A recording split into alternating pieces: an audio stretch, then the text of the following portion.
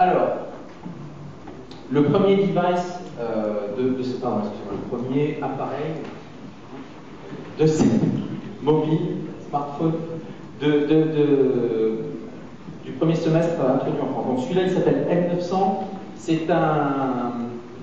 Disons que c'est un appareil pour les utilisateurs intensifs. Ce sont des gens qui veulent quelque chose de robuste, de fiable. Alors, en quoi il est intensif? La première chose, c'est qu'il a un écran haute résolution grand, 3.8 pouces VGA, Wide VGA pour être précis.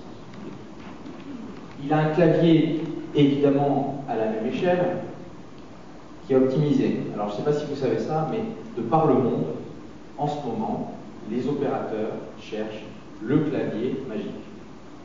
Le clavier qui fait qu'on ne fait pas des fautes de frappe tous les 3 mois. Alors, nous, on pense que ça fait partie des claviers bien, parce qu'en fait, il est tout simplement plus grand, puisqu'on a 3.8 pouces, et que les touches ont été optimisées en termes d'ergonomie, on a travaillé là-dessus. Et d'ailleurs, on a des commentaires assez positifs en ce sens de certains opérateurs. Par contre, c'est évident que ce n'est pas non plus ce que vous mettez dans la poche cliquée de votre veste. C'est un appareil plus robuste, plus solide, et qui est complètement compatible Windows sur les Windows mobiles, et qui est sécurisé avec le fingerprint sensor, et sur lequel on est capable déjà de faire un peu de synchronisation, disons classique, sur Windows 6.1 aujourd'hui.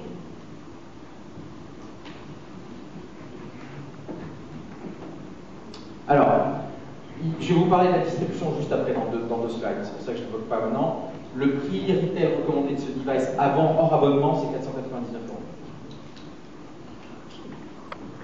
Alors, ça c'est F900, c'est une plateforme, on va dire un peu plus consommateur, qui est fine, qui a 12 mm, même en dessous je crois, 12 mm, qui est également grand écran. La qualité de la résolution de l'écran nous semble quelque chose de vraiment important. L'interface utilisateur, vous en avez déjà sûrement entendu parler, je vais en dire 2 mots.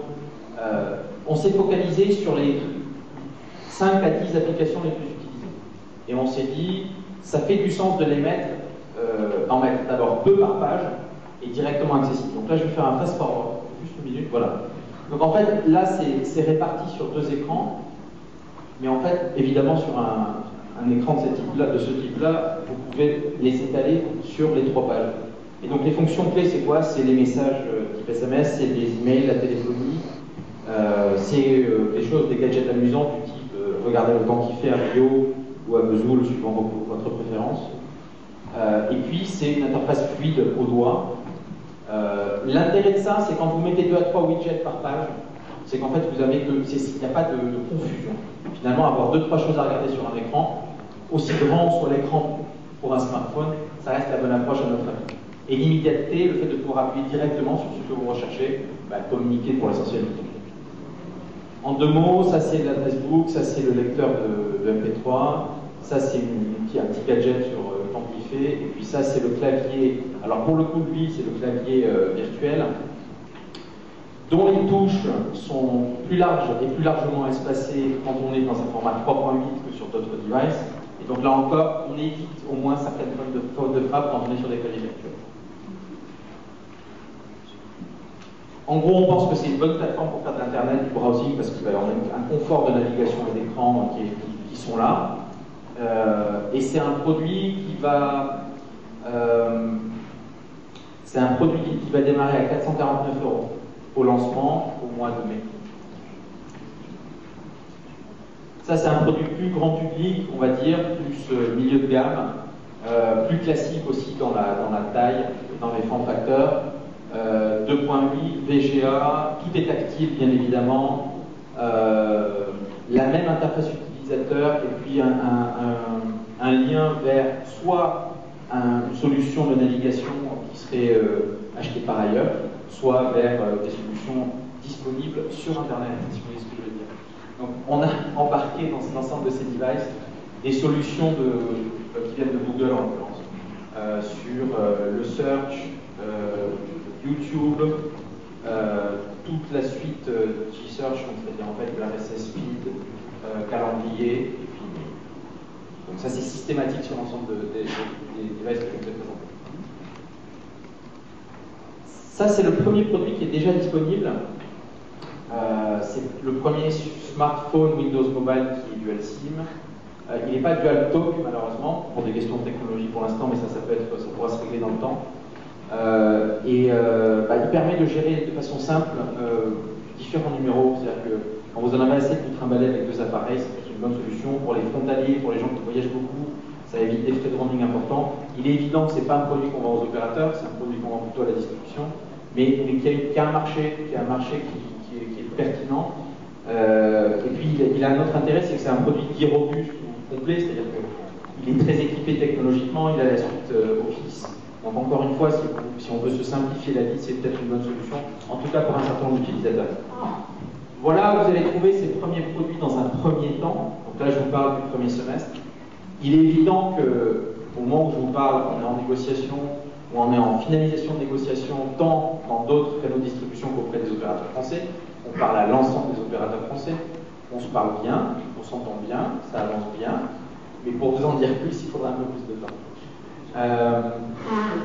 Voilà, c'est la distribution classique dans laquelle on est déjà présent dans ton PC, dans laquelle on sera sur les smartphones aussi. Je parle un peu de l'avenir. Donc ça, c'est F1, c'est une plateforme Qualcomm Snapdragon dite 8K. C'est du Windows Mobile 6.5. Pour tous les gens qui se posent des questions sur il n'y a pas de start button, mais alors est-ce que ça peut avoir 6.5? Rassurez-vous, tout se négocie avec Microsoft. Et puis donc derrière ça, qu'est-ce qu'il y a? Il y a la suite de services qui vient avec Microsoft et il y a des degrés élevés de synchronisation entre ce produit qui sortira en septembre et les autres produits de la gamme Exxon. L'interface utilisateur, je vous ai déjà tout dit en fait. Elle sera simple, elle sera performante, elle sera vers l'efficacité et pas la complexité. Ça, c'est le premier produit grand public, disons, d'Acer. On aimerait bien qu'après subvention, il soit entre 49 et 99 euros. Là aussi, c'est des discussions de positionnement. Bon, le produit a franchi certaines étapes chez les opérateurs en termes de présélection. Je parle de la France uniquement, hein, soyons clairs. Il est touch et il a aussi donc, un format plutôt dit rassurant classique, puisqu'en fait, on a un clavier numérique. Ce que ça vous permet d'avoir, c'est en fait une focalisation sur quelques usages pertinents et clés pour vous. Ça dépend qui. Pour beaucoup de gens, ça reste la voix, le SMS et puis des messages courts en termes d'email. Et puis, en fonction des choses que vous aimez faire, c'est peut-être des photos, c'est peut-être des jeux simples, parce qu'il y a beaucoup de gens qui en fait passent pas mal de temps à jouer sur leur téléphone. C'est peut-être de la connectivité du réseau social type Facebook, puisque ça, c'est des choses qu'on sait porter là-dessus très facilement. Ça, c'est l'intérêt d'avoir un smartphone, c'est que vous accédez à tout ce qui est Web 2.0 de façon très transparente et efficace. En couleur, le même. Ça, c'est. Alors, il y a deux téléphones se cachent derrière celui-là, de smartphone en tout cas, puisqu'il va être en deux versions, une version 3G, une version Edge. C'est également du Qualcomm. C'est un écran touch 3.2 et il a été designé pour toucher les premiers mots appris. Donc, Aymar de Linxin l'a déjà dit plusieurs fois dans pas mal de conférences de presse. En fonction des négociations qu'on va avoir, on pense qu'il peut être entre 0 et 49 euros. En version 3G et en version Edge. On espère toucher le marché prépayé avec ces produits-là.